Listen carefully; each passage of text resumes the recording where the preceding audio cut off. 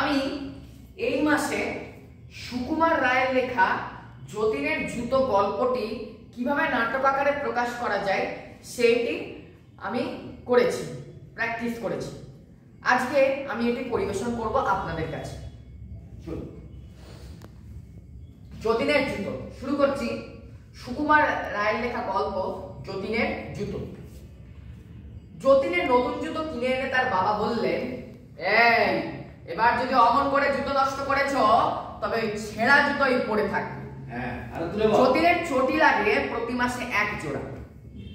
ধুতি তার দুদিন যেতে না যেতেই ছিঁড়ে যায়। কোনো জিনিসের প্রতি একটু যত্ন দিই। ওইগুলো সব মলার ছেঁড়া, কোনগুলো দুমড়ানো, স্লেটগুলো উপর থেকে নিচ পর্যন্ত ফাটা, কোনো জিনিসের প্রতি তার যত্ন নেই।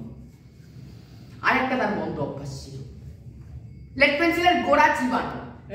চিবিয়ে পেন্সিলের কাঠটা বাদামের খোলার মতো খেয়ে গেছিল। তাই দেখে ক্লাসের মাস্টার মশাই বলতেন, এই তুমি কি বাড়িতে ভাত খেতে পাও না? কিন্তু একটা জিনিসের প্রতি যতীন খুব যত্ন। তুমি কি বাড়িতে ভাত খেতে পাও না? এইভাবে বলো। তুমি কি বাড়িতে ভাত খেতে পাও না? হ্যাঁ, এরকম পেন্সিল চিবাচ্ছ কেন? হ্যাঁ, কিন্তু একটা জিনিসের প্রতি যতীন খুব যত্ন করত, সেটি হচ্ছে তার ঘুড়ি।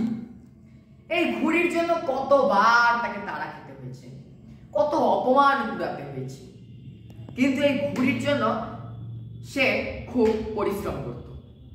আর এই ঘুড়ির সুতো কেটে গেলে সে রান্নাঘরে গিয়ে মায়ের সেলাইয়ের বাক্স খুঁজত আর গিয়ে উৎপাত করত যে কাঁচি চাই, ছুরি চাই, এরকম কিছু ব্যাপার, আর সুতো চাই নতুন। তো এই কারণে সে মায়ের সেলাই বাক্স ঘেটে ঘন্ট করে দিত। আর মায়ের সেলাই বাক্স ঘেটে ঘন্ট করে দিত। আর এই ঘুড়ি যে কোনো জায়গা থেকে পেলে সে সযত্নে রেখে যতদিন সম্ভব টিকিয়ে রাখত।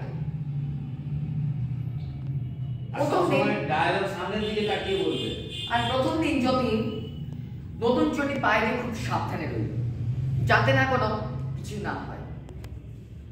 আস্তে আস্তে করে সিঁড়ি ডিঙানো, চৌকার ডিঙোবার সময় খুব সাবধানে থাকে, যাতে করে ঠোক্কর না খায়।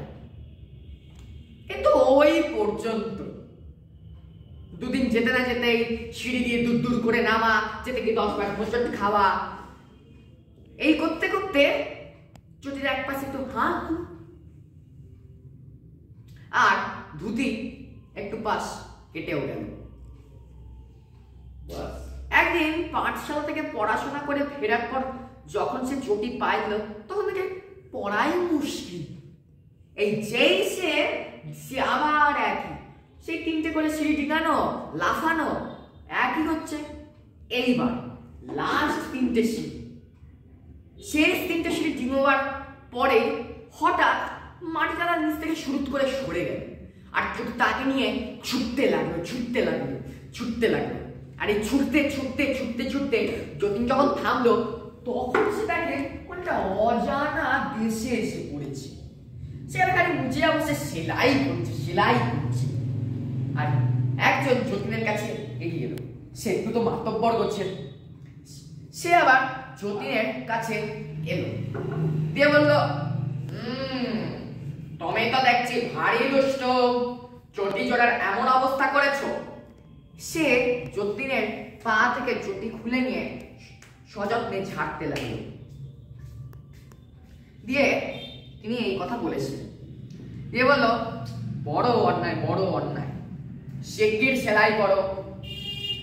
যতীনের ততক্ষণ একটু সাহস হয়েছে। সে বলল, আমি সেলাই করি না, ও সব মুচিয়া করে। তখন মুচি বলল, কি তোমাদের দেশ পেয়েছো যে না করলেই করবো না? সমস্ত ছেলেদের, এই রাজ্যের সমস্ত ছেলেদের ভার আমাদের উপর।